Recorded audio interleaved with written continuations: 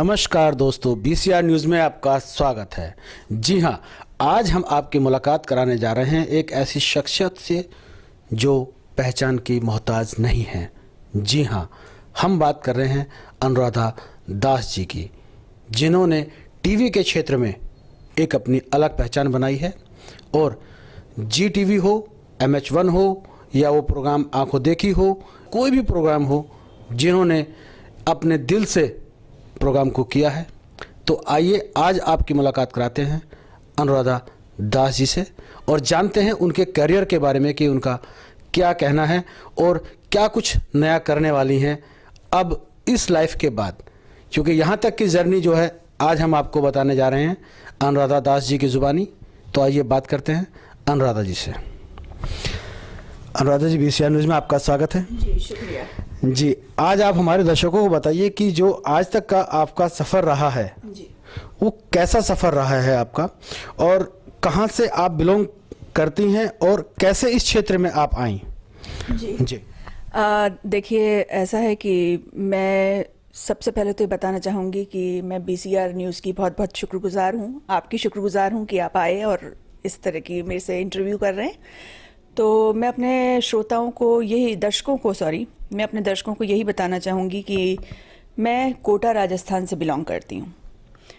मैंने ग्रेजुएशन वहीं से की और अपने माता पिता से सब कुछ सीखते हुए जैसा हर बच्चा करता है, मैं म्यूज़िक में क्योंकि काफ़ी अच्छी रही शुरू से, वोकल म्यूज़िक में, तो मैं MA करने के लिए दिल्ली यूनिवर्सिटी आ गई। यहाँ मेरी एक सिस्टर थी, उनके पास रहकर मैंने दिल्ली यूनिवर्सिटी से म्यूज़िक में MA किया और फिर उसके बाद मैं और स्टूडेंट्स की तरह अपने फ्रेंड्स के साथ रेडियो में मैंने अर्जी दी गाने के लिए।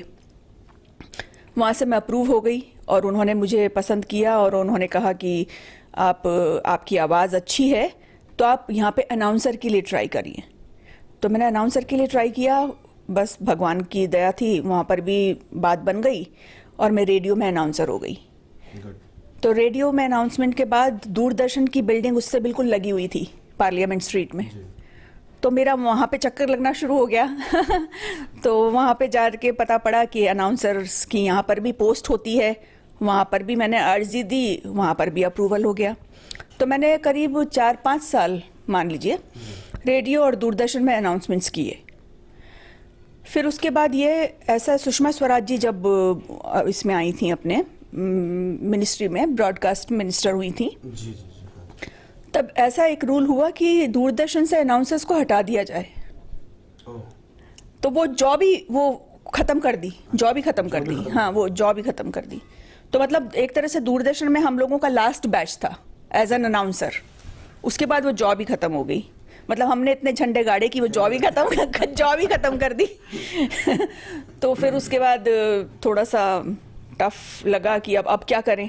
अब रेडियो में थोड़ा बहुत चलता रहा, तो उसके बाद फिर छोटे छोटे चैनल्स में कुछ ओपनिंग्स आती थी, तो उससे पता पड़ा मुझे कि ATN न्यूज़ में कुछ है। तो ATN न्यूज़ में मैंने न्यूज़ रीडिंग के लिए अपना दिया ऑडिशन, स्क्रीन टेस्ट, और उसमें मेरे को सफलता मिली। तो इस तरह से मेरा टीवी का फिर करियर शुरू पर चल पड़ा। तो हमने सुना है कि जो एक प्रोग्राम आता था आंखों देखी जी, वो आपको कैसे मिला? जी हाँ, वो बड़ी एक इंटरेस्टिंग सी बात है। नलिनी सिंह को कौन नहीं जानता, जो बहुत ही फेमस हस्ती रही हैं, बहुत ही बोल्ड जर्नलिज्म की वो रही हैं। तो उनको ज़रूरत थी, मुझे ऐसा कुछ अंदाज़ा कहीं से पता पड़ा था कि उनको वॉइस ओवर के लिए एक फ़ीमेल चाहिए। तो मैंने ऐसे ही बस फ़ोन कर दिया। मेरे को उस समय नलिनी जी के बारे में उतना पता नहीं था। फ़ोन कर दिया तो मेरे को बुलाया गया, मेरा टेस्ट लिया गया। तो उनके असिस्टेंट जो भी थे उन्होंने बताया कि हाँ, आवाज़ तो आपकी ठीक है, लेकिन थोड़े दिन आपको यहाँ पर आकर प्रैक्टिस करनी पड़ेगी। तो मैंने कहा ठीक है, मुझे कोई प्रॉब्लम नहीं है। तो करीब समझ लीजिए कि 15 दिन तक उन्होंने मुझे सिर्फ वॉइस ओवर की ट्रेनिंग दी, और उसमें फिर मैडम आती थी, प्रैक्टिस देखती थी, और मुझे इनफैक्ट वो उन्होंने बताया कि इस तरह से बोला जाता है एक वो मुझे सिखाती थी और उनसे मैं काफ़ी कुछ सीखी। और फिर अचानक वॉइस ओवर से करते करते उन्होंने पूछा कि तुम एंकरिंग में इंटरेस्टेड हो क्या? तो मैंने कहा वाह वाह वाह, ये तो बढ़िया, मतलब क्या बात है, सोने पे सुहागा हो गया कि मैडम खुद पूछ रही हैं कि भाई तुम एंकरिंग करना चाहती हो क्या इस प्रोग्राम की।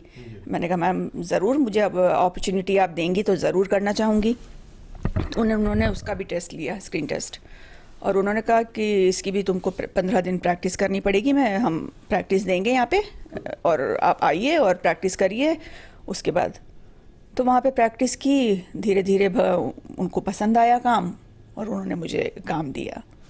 तो इसमें जो है नलिनी जी खुद ही आपको एक्टिंग सिखाती थी या कोई उनका सिखाने वाला कोई रखा हुआ था? नहीं नहीं, मैं ये कहना, मतलब मैं बहुत ही खुश शुक्रगुजार हूँ और मैं बड़ा फॉर्चुनेट हूँ कि मैडम बीच बीच में आके खुद मुझे देखती थी और खुद बताती थी कि ऐसे करो या ऐसे करना चाहिए या ऐसे होना चाहिए।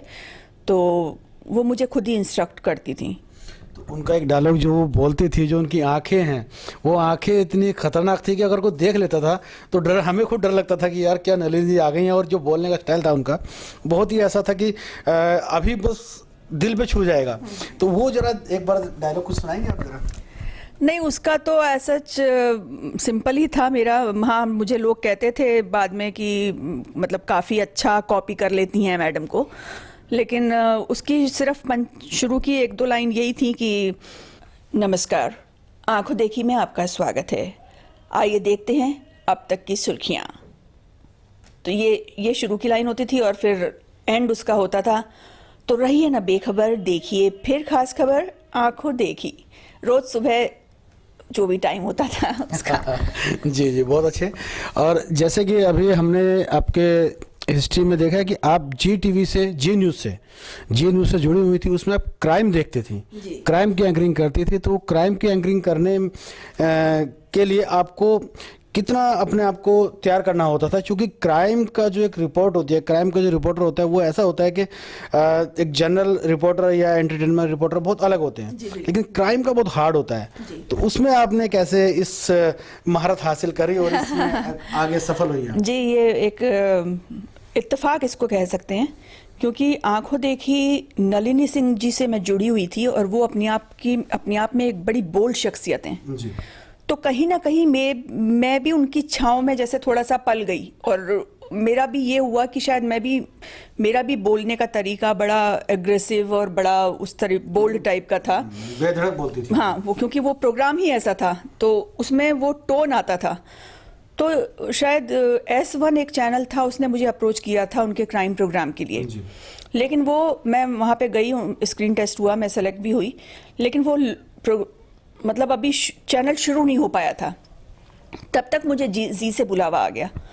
तो उन्होंने मेरा स्क्रीन टेस्ट लिया तो उन्होंने कहा कि हमको ऐसी ही फीमेल की ज़रूरत थी और कहीं ना कहीं शायद मेरा लुक या मेरा टोन ऐसा लगता है कि काफ़ी एग्रेसिव और बोल्ड है।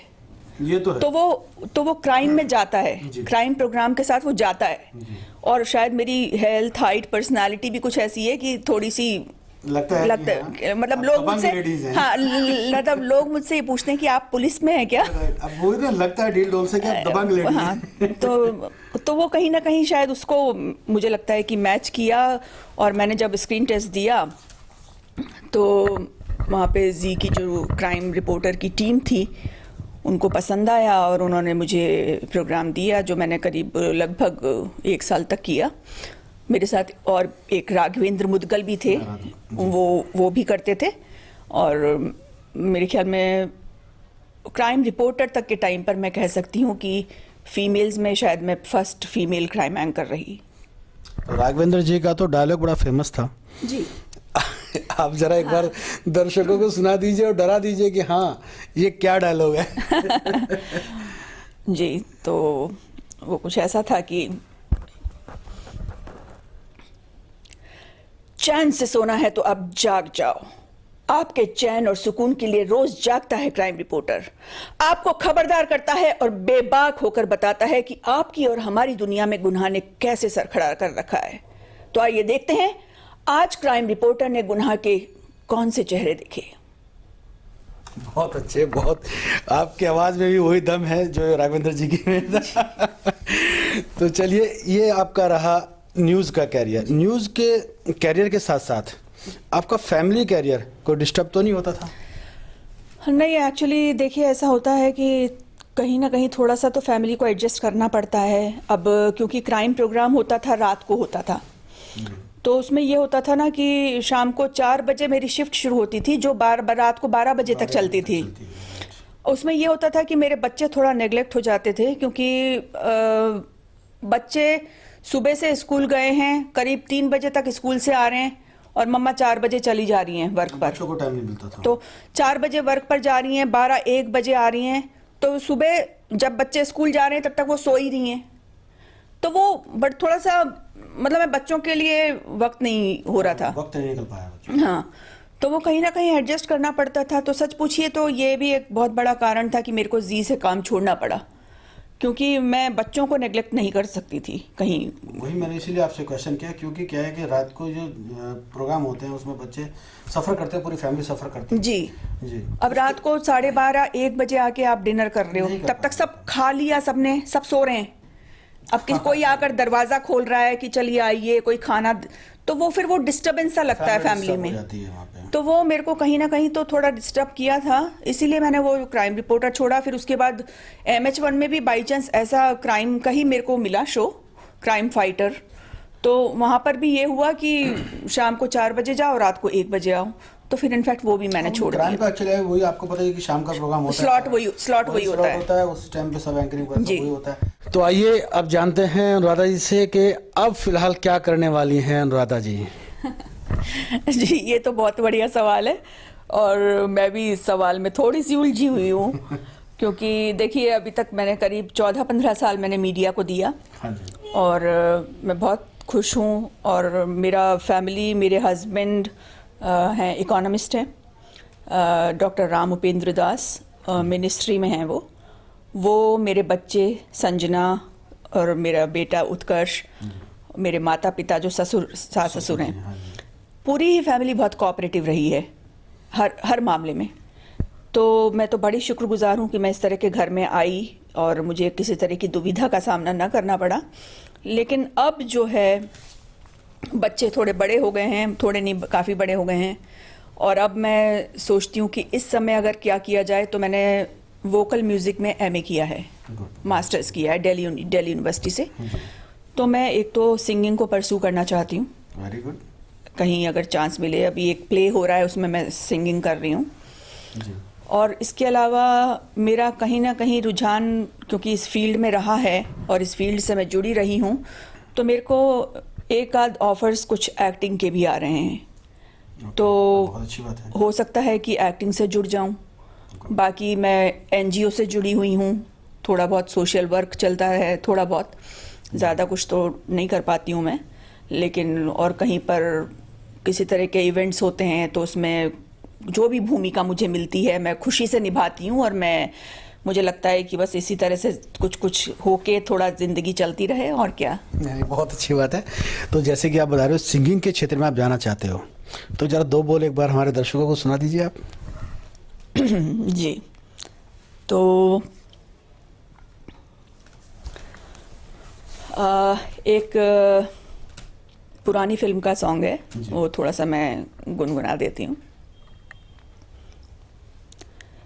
तुम्हें याद करते करते जाएगी रैन सारी, तुम ले गए हो अपने संग नींद भी हमारी, तुम्हें याद करते करते।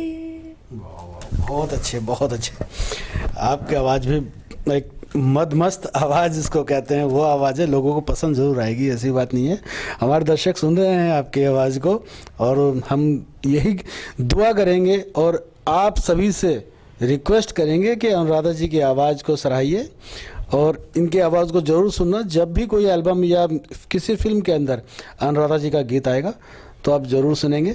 तो बाकी और जानते हैं अनुराधा जी से कि आपके लिए अनुराधा जी क्या कहने वाली हैं, क्या कुछ नया आपको बताने वाली हैं, और ये जो इस वक्त जहां अनुराधा जी खड़ी हैं इसके आगे क्या स्टेप लेने वाली हैं। आइए जानते हैं अनुराधा जी से। नहीं, देखिए, मैं तो अब यही कहना चाहती हूँ अपने दर्शकों से कि जो भी काम करें, वो किसी भी फील्ड से हों, किसी भी फील्ड में आए, किसी भी जो भी काम करें पूरे मन से, पूरे लगाव के साथ करें, और वो भगवान में विश्वास, अपने ऊपर विश्वास रखें और भगवान में विश्वास रखें, क्योंकि वो कहा जाता है कि देर है अंधेर नहीं है। तो कहीं ना कहीं आपका हार्ड वर्क, चाहे आप मीडिया में हैं, इलेक्ट्रॉनिक प्रिंट, चाहे आप एक्टिंग में हैं, चाहे आप टीचिंग में हैं, चाहे किसी भी फील्ड में आप हैं, अगर आप अपने कार्य को तन्मयता से करते रहेंगे, उसी एक डगर पर आगे बढ़ते रहेंगे, तो मुझे लगता है कि मंजिल ज़रूर हासिल होगी और भगवान आपको ज़रूर कहीं ना कहीं आपको ज़रूर सफलता प्रोत्साहित करेगा और आपको इनाम देगा कहीं ना कहीं। और जैसा कि वो हरिवंश राय बच्चन जी ने कहा है कि राह पकड़ तू एक चला चल, पा जाएगा मधुशाला। तो बस एक राह पे चलने की ज़रूरत है, फिर मंजिल तो आपके कदमों में आ जाती है। गुड, बहुत अच्छी बात है। लेकिन एक चीज़ और बता दीजिए हमारे दर्शकों को आप कि अभी आप कौन सी राह पकड़ने वाले हैं, सिंगिंग की या एंकरिंग की? क्योंकि यहाँ दो राह हो गई है, तो हम एक बार ये ज़रूर आपसे क्लियर करना चाहते हैं कि आप सिंगिंग की लाइन में जाना चाह रहे हैं या एंकरिंग की फिलहाल आप? नहीं, देखिए अजय जी, अब तो मेरा ये समय अब इस तरह का है कि मेरे को जो भी अपॉर्चुनिटी मिलेंगी, चाहे वो सिंगिंग की हो, चाहे वो एक्टिंग की हो, या स्टेज कॉम्पेयरिंग की हो, मैं कुछ भी छोड़ना नहीं चाहूंगी। बिल्कुल। तो मेरी एज के मुताबिक, मेरी पर्सनालिटी के मुताबिक मुझे जो भी काम करेगा, क्योंकि मैं किसी काम को छोटा बड़ा नहीं समझती, तो मुझे जो भी काम मिलेगा मैं उसको पूरी तन्मयता से निभाऊंगी, और एज अ फ्रीलांसर या जैसे भी जो भी होगा। तो अब देखना यह है कि भगवान किस राह पे ले जाता है। चलिए, हम आपको बहुत बहुत शुभकामनाएं देते हैं कि आप जो भी राह पकड़ें आप उसमें सफल हों। ठीक है जी, शुक्रिया। तो देखा दर्शकों, अभी हमारे साथ थी अनुराधा जी, जिन्होंने इस मीडिया के क्षेत्र में एक अपनी अलग पहचान बनाई है और आज सामाजिक कार्य में इतने लिप्त हैं कि वो अब समाज में एक इतना समय दे रही हैं और अपने आप को एक नई पहचान दे रही हैं। और बहुत जल्दी आप अनुराधा जी को देखेंगे एज ए सिंगर। जी हाँ, एज ए गायक आप अनुराधा जी को देखेंगे तो हम भी चाहेंगे कि अनुराधा जी बहुत जल्दी पर्दे पर आएँ, क्योंकि अनुराधा जी का सपना है कि वो एक्टिंग भी करना चाहती हैं। एक्टिंग के लिए भी उनके पास ऑफ़र आ रहे हैं, और सिंगिंग तो उनका जीवन से, मतलब जब से वो होश संभाला है तब से वो अपने चाहती हैं कि मैं सिंगर बनूं, तो वो उनका सपना है और हम दुआ करेंगे कि वो सपना बहुत जल्द पूरा हो। जी हाँ, इसी के साथ BCR न्यूज़ के लिए अजय शास्त्री के साथ आफाक खान समीर, दिल्ली।